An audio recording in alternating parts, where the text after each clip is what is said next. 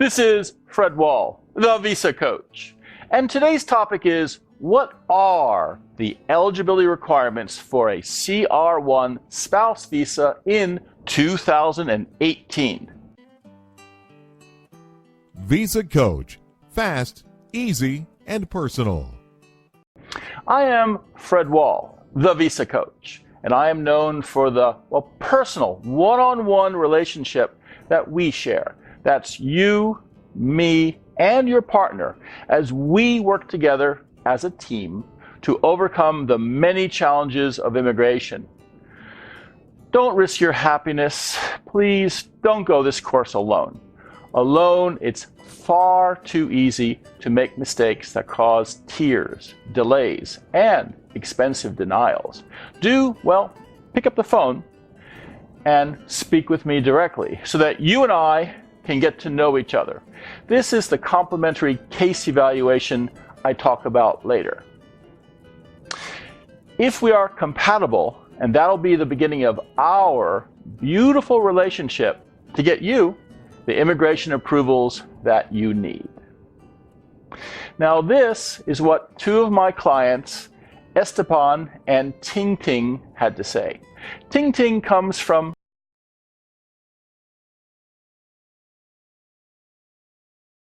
a complicated case, as they were both living together in China and wanted to come together to the USA at the same time. So we successfully filed their spouse visa application directly to the US Embassy in Beijing. Choosing VisaCoach is the best decision you can make when it comes to immigration matters for your loved ones. They made the entire process simple and always double-check everything to verify there are no mistakes every step of the way. VisaCoach answered all my questions fast, so there was no confusion at all. He really means it when it comes to making the process personal. I'm completely satisfied with his services. Don't hesitate and pick VisaCoach. I was guided while I was overseas in China, and VisaCoach is always on call to work for you and your loved ones to make sure you all will be together. 6 months later, after we started, my wife is coming to the US. The embassy was so impressed with the package that they only asked my wife one question during the interview. You won't be disappointed. Well, Esteban and Ting Ting, you're most welcome. Now, let's talk about eligibility requirements for a CR1 spouse visa in 2018. I am going to list point by point what the requirements are. Number one, the couple is lawfully married.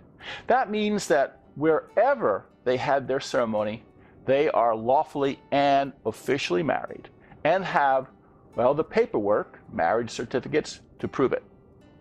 Number two, the couple's relationship is bona fide.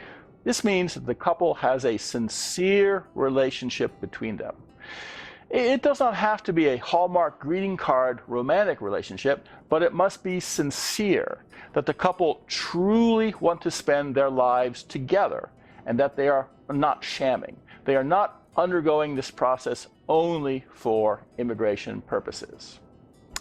Number three, the couple's engagement and time leading to the marriage and their arrangements after the wedding, matches cultural norms from the spouse's home country. Now, this is a similar requirement to being bona fide, in that the couple acts bona fide as well by following the cultural norms from the foreign spouse's home country. And what that means is that, for example, if in the country and culture of the foreign spouse, an engagement celebration was expected, or a ring was expected, or a dowry was expected, or full involvement of either family was or is still expected, then the couple should do what is expected. Number four, the sponsor is either a U.S. citizen or a lawful permanent resident in the USA. Number five, the sponsor's income is over 125% of his state's poverty level. In 2018, this means $20,575 annual income for the sponsor and foreign spouse, plus $5,400 for any additional household members. Usually this means dependent children. Cash assets or home equity can substitute for income. Number 6, the sponsor cannot have been convicted of certain crimes. If previously convicted of domestic violence, sexual abuse, child abuse, well, depending on the circumstances of the past convictions, the sponsor may be found ineligible for the visa. Number 7, the foreign spouse has a passport. Okay? The foreign spouse must possess a passport permitting him or her to travel across international borders. And that's because the foreign spouse's visa will be stamped into the passport. And the visa is usually good for 6 more months, so the passport must have at least that much, and usually 8 more months of validity. Number 8, the foreign spouse passes a medical exam.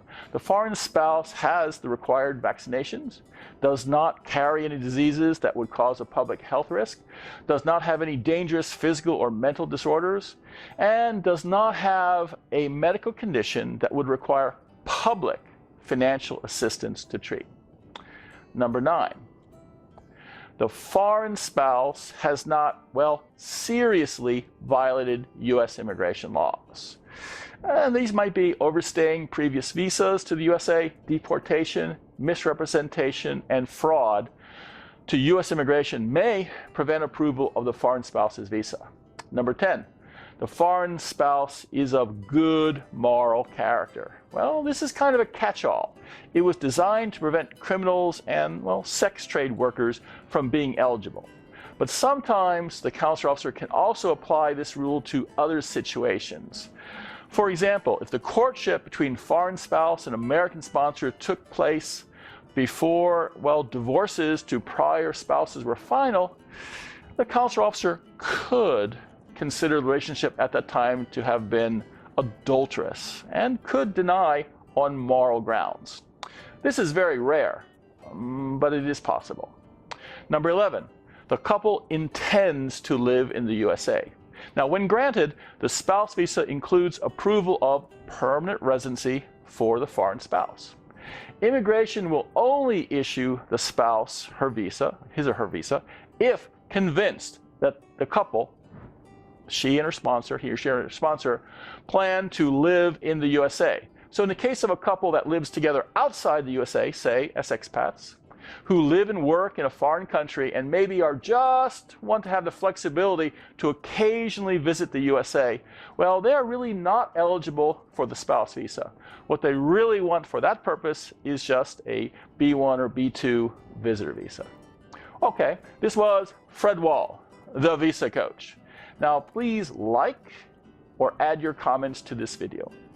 And then go to VisaCoach.com and sign up for the VisaCoach monthly newsletter. Each month it is full of tips and advice on marriage-based immigration, and it's free of charge.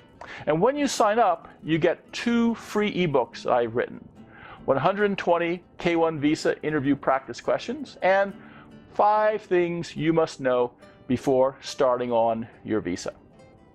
Finally, when you are ready to get started, call for your complimentary case evaluation and speak with me directly. Before starting on your immigration adventure, before entering an arcane maze of rules, regulations, and procedures, before committing yourself to a risky path that could mean an end to your happiness, speak with the Visa Coach and ask for his free case evaluation. He listens to you to learn the red flags and strengths of your case, your eligibility and goals. He will suggest which visa is right for you, the best strategy to get it, and how soon your love could join you. Visa Coach's friendly advice and support might make the difference between approval and denial, and could save you months or years of loneliness and separation. What have you got to lose? Book your free evaluation today.